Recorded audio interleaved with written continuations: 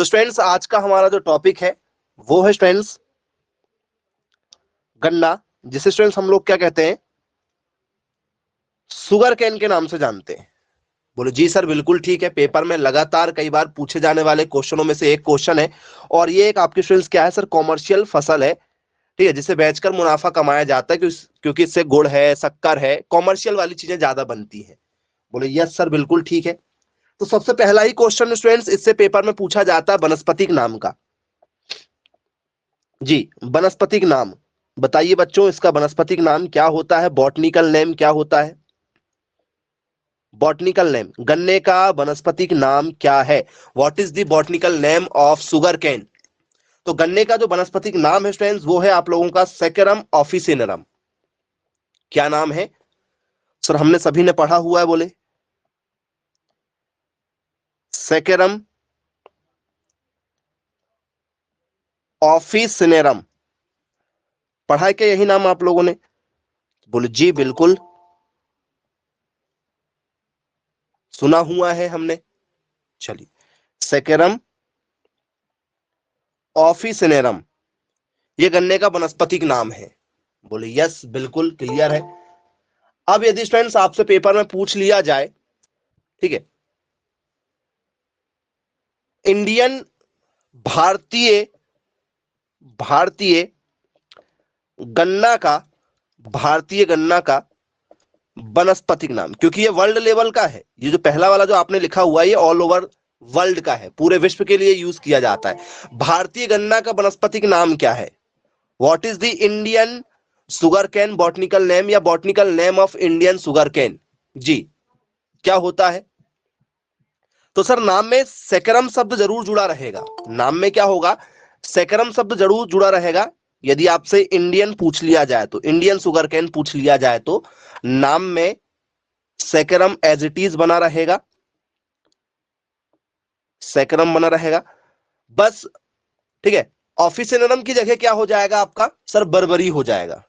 क्या हो जाएगा, बर्बरी हो जाएगा। तो बोले यस सर बिल्कुल ठीक है, क्लियर है। पेपर में यदि पूछा जाएगा तो आसानी से हमसे बनना ही बनना है। चलिए, अब यदि स्टूडेंट्स आप लोगों से पेपर में पूछ लिया जाए भैया जंगली जंगली गन्ना, जी बताइएगा। वाइल्ड सुगर कैन यदि आपसे पेपर में पूछ लिया जाए कि भैया वाइल्ड सुगर कैन का क्या नाम होता है, जंगली गन्ने का क्या नाम होता है, बताओ। यदि आपसे किसी ने पूछा कि जंगली गन्ने का क्या नाम होता है तो क्या नाम आप बताएंगे। जी, पेपर में कई बार पूछा जा चुका है, क्या नाम होना चाहिए, जी बताइएगा, एक सेकंड। जी, क्या नाम होगा बताओ।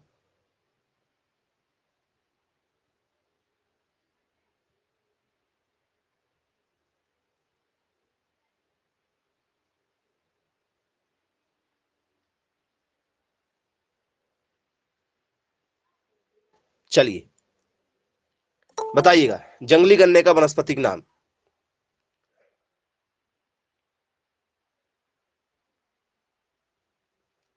नहीं मालूम, जंगली गन्ने का वनस्पतिक नाम। तो स्टूडेंट जंगली गन्ने का यदि वनस्पतिक नाम यदि आया तो नाम के सामने क्या जुड़ा रहेगा सर, सैकरम शब्द जरूर जुड़ा रहेगा। क्या जुड़ा रहेगा, सैकरम सबके साथ में जुड़ा रहेगा, क्योंकि ये गन्ना है, उसकी वैरायटी हो गई, जंगली है, इसलिए नाम में जुड़ जाएगा स्टूडेंट्स आपका क्या सर, रोबेस्टम। क्या जुड़ जाएगा, रोबेस्टम शब्द जुड़ जाएगा। बोले यस सर बिल्कुल ठीक है, क्लियर है, बन जाएगा पेपर में यदि पूछा जाएगा तो। चलिए, अब इसके बाद में स्टूडेंट्स गन्ना जो है वो किस परिवार का सदस्य है, ये बताइए। गन्ना किस परिवार का सदस्य है, किस कुल में पैदा हुआ है गन्ना। गन्ना जो है वो किस कुल में पैदा हुआ है बताओ, मैसेज करें। सर गन्ने का जो कुल है वो है ग्रेमिनी। यदि आपसे पेपर में पूछ लिया जाए भी ये गन्ना कौन से कुल का है, तो स्टूडेंट्स इनका कुल आपसे पेपर में पूछ लिया जाता है, फैमिली पूछ ली जाती है। गन्ने की जो फैमिली है स्टूडेंट्स वो है आपकी ग्रेमिनी। घास कुल जिसमें आपका क्या जाता है, गेहूं भी आती है। बोले जी सर बिल्कुल ठीक है, ग्रेमिनी, या इसी को आप लोगों ने नाम सुना होगा, इसी को क्या कहा जाता है, इसी को कहा जाता है पोएसी। ग्रेमिनी या इसी को हम लोग क्या कहते हैं, पोएसी के नाम से जानते हैं। बोले जी बिल्कुल क्लियर है, बन जाएगा पेपर में। इसकी उत्पत्ति कहां से हुई है स्टूडेंट्स? पहली बार पूरे विश्व में जो है वो गन्ना के जो साक्ष्य मिले हैं, सबसे पुराने जो साक्ष्य मिले हैं जिससे प्रमाणित होता है कि गन्ना इस देश की फसल है या इस देश में पैदा हुआ है। तो गन्ना कौन से देश की फसल है students? Indo Verma. Indo Verma इसका उत्पत्ति स्थान है। कौन सा है? इंडो और वर्मा। वर्मा मतलब आज का म्यांमार और इंडो मतलब इंडिया वाला भाग। तो इंडो वर्मा जो है वो इंडिया और म्यांमार वाले क्षेत्रों में इसका उत्पत्ति स्थान माना जाता है। बोले जी सर बिल्कुल ठीक है। या न्यू गिनी नाम सुना होगा आप लोगों ने, एक नया नाम सुना होगा न्यू गिनी। या तो इंडो वर्मा मिलेगा या तो आपको क्या नाम मिल जाएगा? न्यू गिनिया नाम मिल जाएगा। नाम सुना है क्या ये? गिनिया या गिनी करके, गिनिया गुनिया गुनिया ऐसा करके सुना होगा नाम। बोले हाँ सर बिल्कुल सुना है। तो न्यू गिनी या न्यू गिनिया जो है वो इसका उत्पत्ति स्थान माना जाता है। गुणसूत्र कितना होता है स्टूडेंट्स नर और मादा मिला के? गुणसूत्र क्रोमोसोम नंबर यदि आपसे पेपर में पूछ लिया जाए कि भाई बताइए गन्ने में जो क्रोमोसोम पाए जाते हैं वो कितने हैं, 2n = कितना लिखा जाता है बताओ? 2n = 80 लिखा जाता है। बोले यस सर बिल्कुल 2n = क्या लिखा जाता है? 80 लिखा जाता है। बिल्कुल करेक्ट आंसर है। चलिए पूरे विश्व में जो है वो हाईएस्ट प्रोडक्शन की यदि हम चर्चा करें कि हाईएस्ट प्रोडक्शन पूरे विश्व में कहां पर होता है, गन्ने का पूरे विश्व में सर्वाधिक उत्पादन कौन से देश में होता है? तो पहले नंबर पर है आपका ब्राजील। पहले नंबर पर कौन है स्टूडेंट्स? ब्राजील है। दूसरे में इंडिया है। पहले में नहीं है इंडिया, याद रखिएगा, गलत मत करिए, गलत मत करिए स्टूडेंट्स। पहले नंबर पर कौन है यदि आपसे बात किया जाए भैया हाईएस्ट प्रोडक्शन पर? ठीक है, हाईएस्ट प्रोडक्शन सर्वाधिक उत्पादन पर यदि आपसे बात किया जाए, सर्वाधिक उत्पादन पर, सर्वाधिक उत्पादन स्टूडेंट्स पहले नंबर पर कौन है सर? पहले नंबर पर है हमारा ब्राजील। बोले यस बिल्कुल ठीक है। दूसरे नंबर पर कौन है सर? दूसरे नंबर पर है हमारा Bharat, India. India second position पर है, पहली पोजीशन पर आपका ब्राजील है। चलिए ठीक है। अब स्टूडेंट्स इंडिया तो जो है वो सेकंड नंबर पर है, लेकिन इंडिया में कोई ऐसा राज्य होगा ना जो पहले नंबर पर है। तो कौन सा स्टेट सबसे ज्यादा जो है वो गन्ना उत्पादन करता है?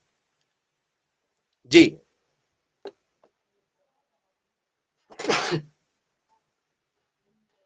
Highest sugarcane production state in India. जी शुगर कैन का सबसे ज्यादा उत्पादन कौन करता है? बहुत शानदार आंसर दिया जा रहा है।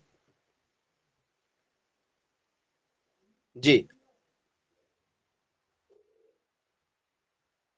और कोई? नहीं भाई, कुछ लोग यूपी लगा के आना चाह रहे हैं कि सर हम यूपी लगाएंगे पेपर में दिया आएगा। तो यूपी सही आंसर है क्या? सबसे ज्यादा यूपी में होता है। कुछ लोग कह रहे हैं पंजाब में होता है। ओके पंजाब के साथ जाना चाह रहे हैं। और कोई? चलिए सबसे ज्यादा प्रोडक्शन पर यदि आ जाए स्टूडेंट्स, कौन सा राज्य है? तो स्टूडेंट्स उस राज्य का नाम है यूपी। उत्तर प्रदेश सबसे ज्यादा स्टूडेंट्स क्या करता है? गन्ना उत्पादन करता है, यूपी। बोले यस सर बिल्कुल ठीक है, क्लियर है, पेपर में बन जाएगा, हमसे पूछा जाएगा। तो अब स्टूडेंट्स गन्ने में जो पुष्प आते हैं उस पुष्प को क्या कहा जाता है? गन्ने में जो पुष्प आते हैं उन पुष्पों को क्या कहा जाता है? पूछा है पेपर में, गन्ने के पुष्प को क्या कहते हैं? गन्ने में देखा आप लोगों ने?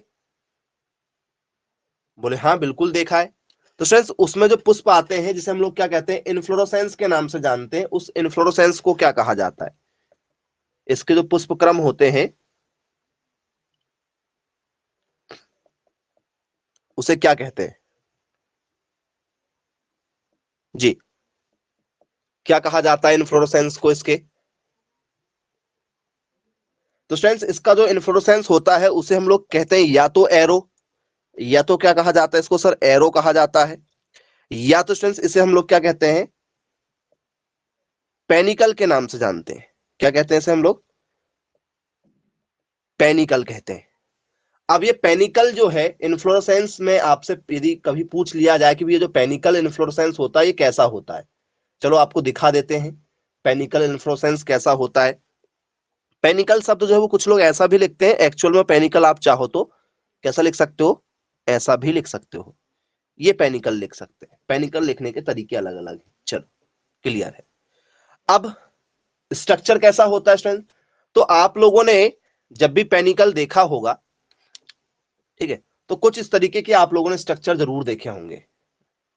कैसे पेनिकल में, तो स्टूडेंट झाड़ीनुमा स्ट्रक्चर आपने देखा होगा। झाड़ीनुमा स्ट्रक्चर कैसे, ठीक है, ऐसे स्ट्रक्चर देखा आप लोगों ने, इस टाइप से स्ट्रक्चर देखे, फूल देखे होंगे इस टाइप से, मतलब निकलते हुए, देखा क्या, नहीं देखा? झाड़ीनुमा, बोलो सर देखा है इस तरीके से फूल निकलते हुए। चलिए, तो फ्रेंड्स पेनिकल इन्फ्लोरेसेंस के यदि मैं आपसे एग्जांपल की बात करूं कि भैया इसके कुछ एग्जांपल आपको बता देता हूं जिससे आप और घर में जरा चेक करें।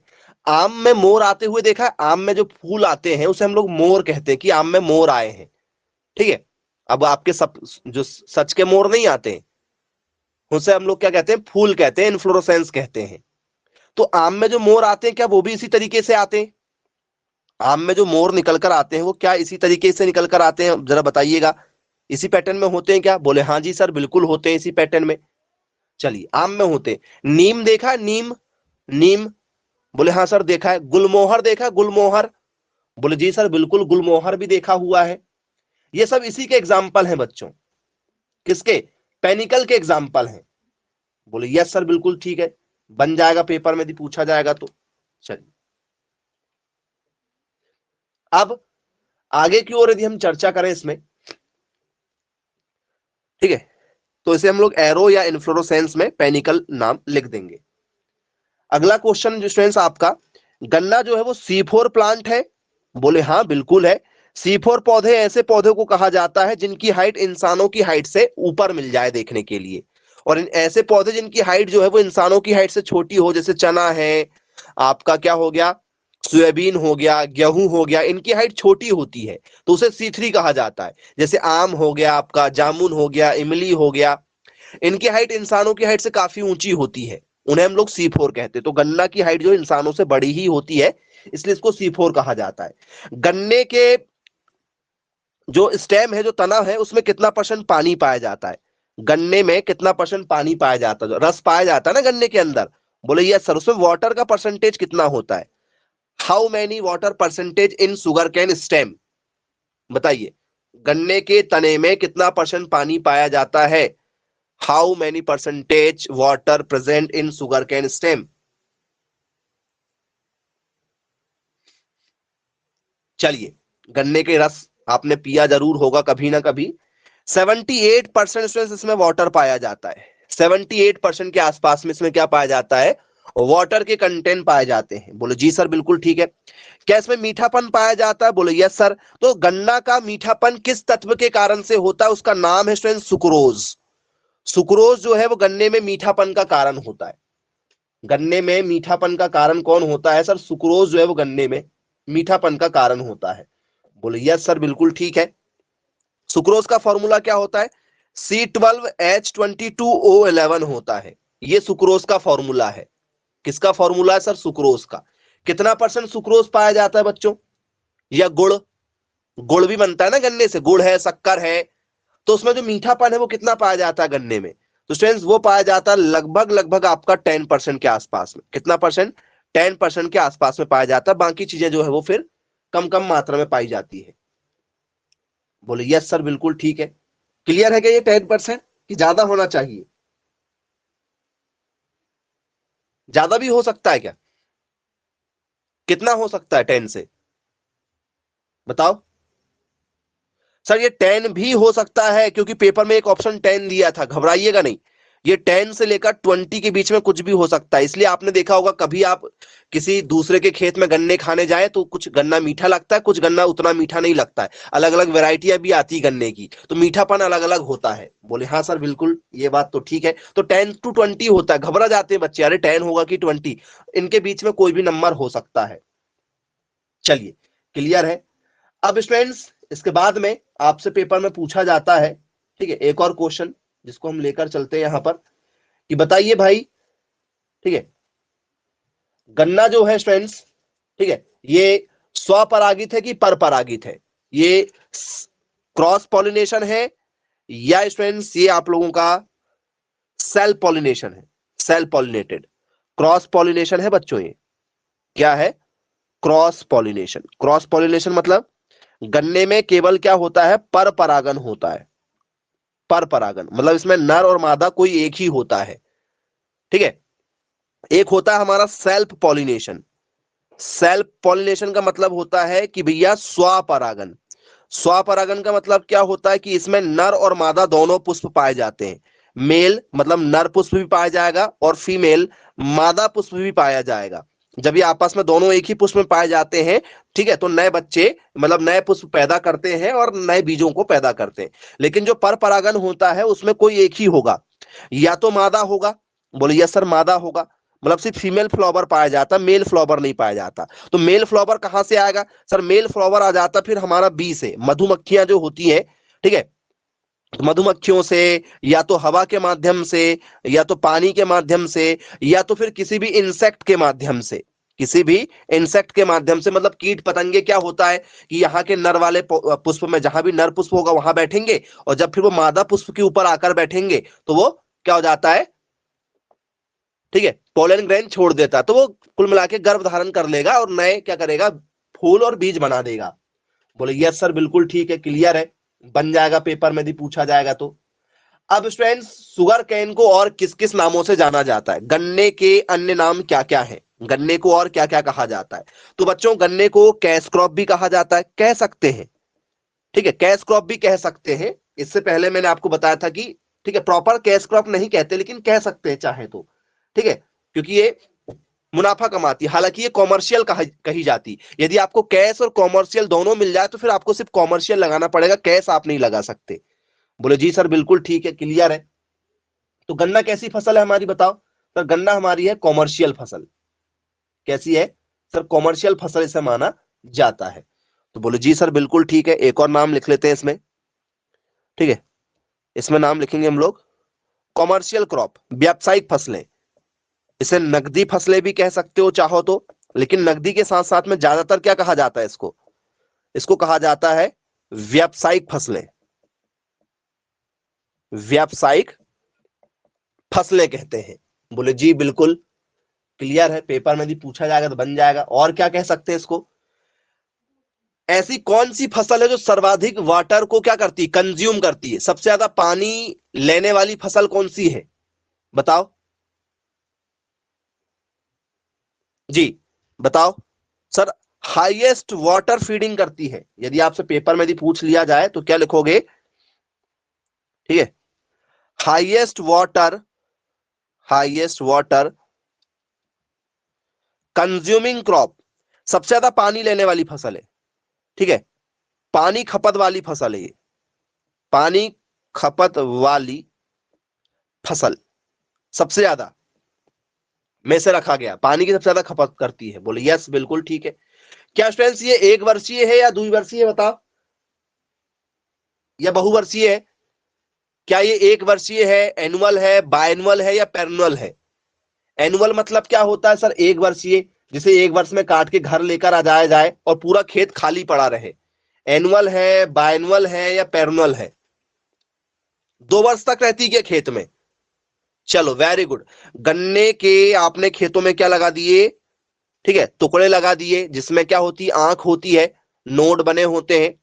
तो गन्ना एक बार यदि आपने खेत में लगा दिया जाए, ऐसे नोड बने रहते, देखा होगा गन्ने में ऐसे कॉर्नर कॉर्नर में आंख टाइप की बनी होती है। तो एनुअल मतलब होता है 1 वर्ष। एनुअल मतलब क्या होता है? 1 वर्ष। तो क्या ये 1 वर्ष की फसल है कि केवल 1 वर्ष तक रहती है खेत में? क्या स्टूडेंट्स ये जो फसल है आपकी, क्या वो 2 वर्ष बस खेत में रहेगी? काट के घर ला सकते हो क्या? पूरी तरीके से ला सकते हो? नहीं सर, पूरी तरीके से नहीं ला सकते। क्या ये 2 वर्ष है? बोले सर नहीं। ये स्टूडेंट्स क्या आपकी पैरेलल है? बोले हाँ जी बिल्कुल पैरेलल है। ये हमारी क्या सर? बहुवर्षीय है। बहुवर्षीय है। कैसी फसल है आपकी? बहुवर्षीय फसल में इसको रखा गया है। बहुवर्षीय, लेकिन कुछ वेराइटियां गन्ने की ऐसी भी आ चुकी है जो द्विवर्षीय होती हैं। हालांकि पेपर में यदि ये सब ऑप्शन मिले तो हमें पैरेलल लगाना है, और ये वाला ऑप्शन ना मिले तो फिर आप बायएनुअल भी लगा सकते हो, क्योंकि आजकल वेराइटियां जो है वो डेवलप की जा चुकी हैं द्विवर्षीय वाली भी। बोले जी सर बिल्कुल ठीक है। ठीक है, गन्ने का कटोरा किसे कहा जाता है? जैसे धान का कटोरा छत्तीसगढ़ को कहा जाता है क्योंकि कम जगह में ज्यादा प्रोडक्शन होता है। तो पूरे विश्व में कम जगह में ज्यादा गन्ना कौन उत्पादन करता है बताओ? Sugar cane bowl of the world किसे कहा जाता है? जी, गन्ने का कटोरा किसे कहा जाता है? गन्ने का कटोरा, जैसे धान का कटोरा छत्तीसगढ़, कटोरे का मतलब यह होता है कि कटोरा कैसा होता है आपका सर? कम जगह में ज्यादा आ जाती है। कम जगह में क्या आ जाती है सर? ज्यादा आ जाती है। तो बोलो यस सर बिल्कुल ठीक है, क्लियर है। पेपर में भी पूछा जाएगा तो बन जाएगा। चलिए, sugar cane bowl of world के नाम से किसे जाना जाता है? गन्ने का कटोरा किसे कहा जाता है सर? गन्ने का कटोरा कहा जाता है क्यूबा नाम के देश को। कौन से देश को कहा जाता है सर? क्यूबा नाम के देश को गन्ने का कटोरा कहा जाता है। बोलो जी सर बिल्कुल ठीक है, क्लियर है, बन जाएगा, हमसे पेपर में भी पूछा जाएगा तो। चलिए, केंद्रीय नेशनल शुगर अनुसंधान कहां पर है? शुगर अनुसंधान कहां पर है बताओ? मतलब गन्ना अनुसंधान या शुगर इंस्टीट्यूट, क्योंकि गन्ने से शुगर ही बनती है। तो जी हाँ स्टूडेंट्स, शक्कर अनुसंधान कहां पर है? शक्कर अनुसंधान केंद्र, जी, नेशनल शुगर इंस्टीट्यूट कहां पर है? कोयंबतूर में है। Very good very good very good. Okay, और कोई आंसर देना चाहता है? जी, और कोई आंसर अपने हिसाब से कि सर हमें पता है, हम देना चाहेंगे आंसर? मैसेज कर दो जरा, किस आंसर के साथ जाना चाहोगे। जी, चलिए, तो बच्चों यदि आपसे पेपर में पूछ लिया जाए तो बच्चों इसका करेक्ट आंसर है कानपुर। क्या आंसर है बच्चों? इसका करेक्ट आंसर है हमारा कानपुर। जी हाँ। कानपुर कहां आता है बच्चों? कानपुर कहां आता है बताओ जरा? कौन से राज्य में कानपुर आता है? यूपी में आता है क्या कानपुर? बोले हाँ जी। कहां आता है? यूपी में आता है। बोले यस बिल्कुल क्लियर है, बन जाएगा, पेपर में भी पूछा जाएगा तो। अब यदि स्टूडेंट्स आप लोगों ने कुछ इंपॉर्टेंट चीजें इसमें और पढ़ी हैं तो मैं आपको बता दूं कि पेपर में एक क्वेश्चन कई बार पूछा जा चुका है कि गन्ने में शर्करा पाई जाती है। बोले यस, उसको किससे मापा जाता है? शुगर मेजरमेंट यूनिट जो है, या इसका मेजरमेंट जो यंत्र है वो क्या है बताइए? शुगर मेजरमेंट किससे की जाती है कि किसमें कितना गन्ने की मात्रा है? शुगर मेजरमेंट किससे की जाती गन्ने की? कौन सा यंत्र है? गन्ने में शर्करा की मात्रा किस यंत्र की सहायता से निर्धारित की जाती है?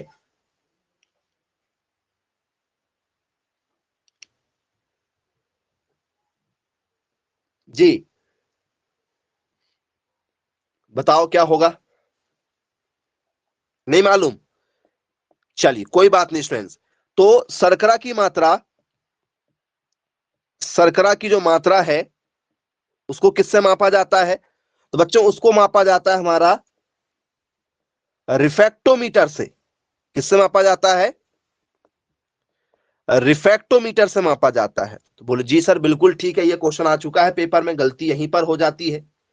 फिर स्टूडेंट्स इसके बाद में अब मुझे बताइए स्टूडेंट्स, गन्ने के क्या सीड होते हैं? क्या गन्ने के बीज होते हैं? हाँ या ना में जवाब दीजिएगा। क्या गन्ने के बीज होते हैं? हाँ या ना? क्या गन्ने के बीज होते हैं? जी, नहीं होते हैं। वेरी गुड, गन्ने के बीज नहीं होते हैं बच्चों। गन्ने की क्या होती है सर? गन्ने की होती है सेट रूट। जो गन्ने के टुकड़े लगाए जाते हैं ना, गन्ने के जो टुकड़े लगाए जाते हैं खेतों में, उन्हें सेट रूट्स कहा जाता है। क्या कहा जाता है बच्चों उनको?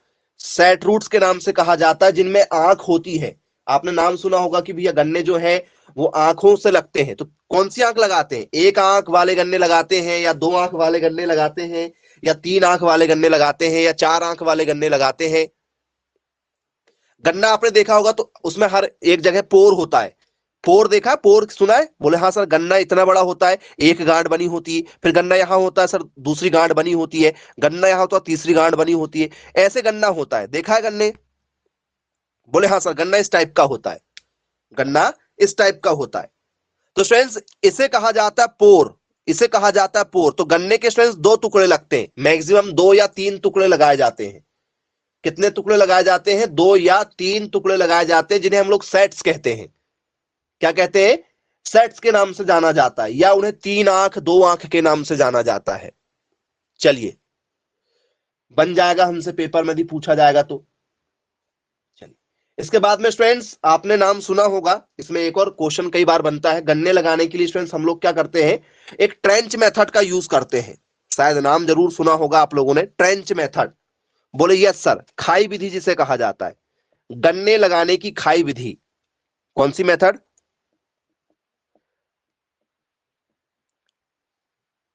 ट्रेंच मेथड के नाम से जाना जाता है। ये क्या होती है स्टूडेंट्स, ट्रेंच मेथड? तो स्टूडेंट्स आप लोगों ने देखा होगा, समुद्री इलाके जितने भी होते हैं, तो स्टूडेंट्स गन्ने ऐसे लगे हुए खेत में आप लोगों के, तो स्टूडेंट्स ये गन्ने क्या हो जाते हैं आप लोगों के? हवा चलेंगी गिर जाएंगे। बोले हाँ सर, गिर जाएंगे। तो वो लोग क्या करते हैं? तो फ्रेंड्स जहां पर ऐसी कंडीशन होती है, तो आप लोगों ने देखा होगा टीवी वगैरह में, वो गन्ने को क्या कर देते हैं? इकट्ठा करते हैं और ऐसे बांध देते हैं, इन्हीं की रस्सियों, इन्हीं की जो पत्तियां होती है उससे बांध देते हैं। देखा है क्या? बांधते हुए गन्नों को 10-15 गन्ने लेकर एक साथ बांध देते हैं। किसान मैक्सिमम ऐसा करते हैं, नॉर्मल किसान भी करने लगे ऐसा, क्योंकि गन्ना नहीं गिरता। यदि गन्ना गिर गया तो उसका वेट कम हो जाएगा, और यदि वेट कम हो गया तो प्रॉफिट नहीं मिलेगा, क्योंकि गन्ना जो है वो एक गन्ना, दो गन्ना, तीन गन्ना ऐसे थोड़ी बिकता है। गन्ना किससे बिकता है सर? वेट से बिकता है। बोले यस सर, बिल्कुल ठीक है। तो गन्ने बांधने की जो विधि होती है समुद्री इलाके में, उसे कहा जाता है खाई विधि। बोले यस सर, बिल्कुल ठीक है, बनेगा हमसे पेपर में भी पूछा जाएगा तो। अब स्टूडेंट्स गन्ने में आप लोगों से एक और क्वेश्चन कई बार पेपर में पूछा जा चुका है, उस पर हम जरा चर्चा कर लेते हैं। ये बताइएगा स्टूडेंट्स, ठीक है, इसमें एक शब्द पूछा जा चुका है हम लोगों से, उस पर आपको जरा ले चलते हैं जी। रेटूनिंग क्या होता है? रेटूनिंग, रेटूनिंग शब्द का एक यूज किया गया है कई बार पेपर में, ठीक है। क्या शब्द? रेटूनिंग। क्या होता है बच्चों? Sugarcane ratooning. यदि आपसे पेपर में यदि पूछ लिया जाए कि भैया सुगर कैन जो है उसमें जो रेटूनिंग होती है ये क्या चीज होती है? एनीवन कोई जानता हो? रतूनिंग या रेटूनिंग के नाम से जाना जाता है जी। क्या चीज है ये रेटूनिंग? एनीवन कोई आइडिया? यदि आपको है तो बिल्कुल आप बता दीजिए कि सर हमने पढ़ा हुआ है, हमें पता है जी। नहीं मालूम? तो बच्चों आपने देखा होगा कुछ लोग क्या करते हैं, किसान क्या करते हैं सर? किसान की आदत है, ये आपका गन्ना लगा हुआ है खेतों में, खेतों में आपका क्या लगा हुआ सर? ये गन्ना लगा हुआ है, गन्ना लगा हुआ है।